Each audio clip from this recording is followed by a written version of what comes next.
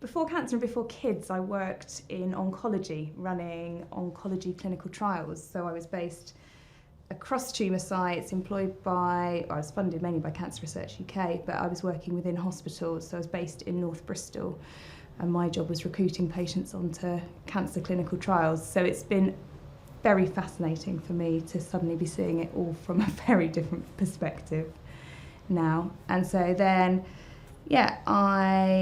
after having my eldest son, I stopped working and was childminding for a while, and then we had 4 kids, so I've been at home with them really. I never had any symptoms at all of my cancer. So I had the routine blood test that you get when you turn 40, which showed that I was really anemic, to the point that the doctor phoned me and said, "My God, we think we should get you in for a blood transfusion."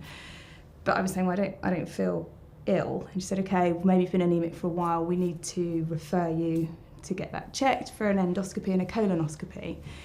And then COVID hit. So my referral went on the first Monday of the first lockdown. So then everything kind of stopped for a while, and I was assessed on the phone, and they said there was no risk of it being anything to worry about. So it all got put on hold a bit. And then in the May, I started getting tummy pains and went into hospital once and then got sent home, and they said it was probably nothing. And then the second time I went in, we also spoke about this anemia, and then I got to have a colonoscopy. So I had one of the first colonoscopies when services started to resume, which was in June, and my cancer was detected at that colonoscopy. So at that point, I had, I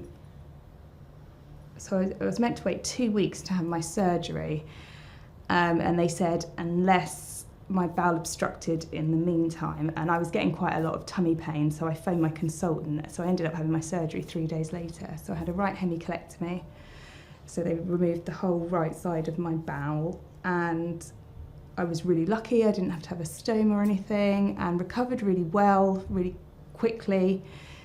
It's been pretty challenging because I think we've got so much faith in our medical team, and they are amazing, but at the same time we're really aware that mistakes do happen, things do get missed, and scans aren't always 100% accurate.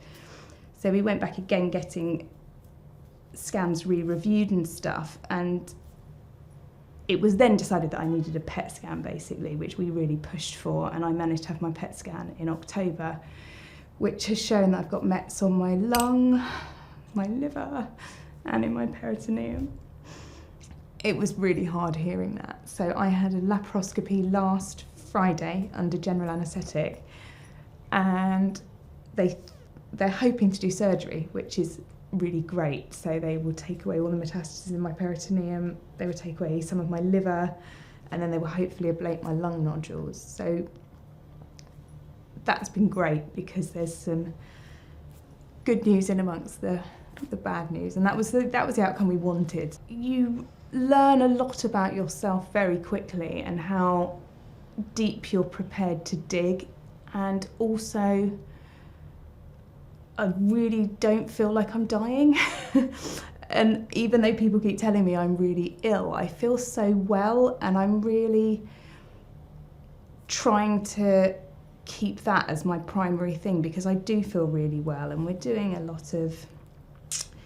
we're now following a lot of other stuff alongside all our normal treatment, a lot of things that hopefully may make a difference.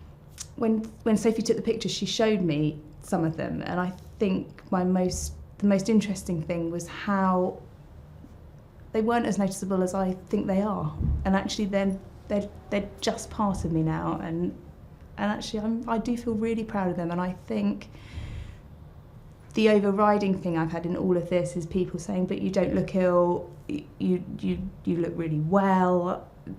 They can't believe it, and I think so many people have so much stuff that's going on under their clothes that people don't see. So this felt really relevant, really important.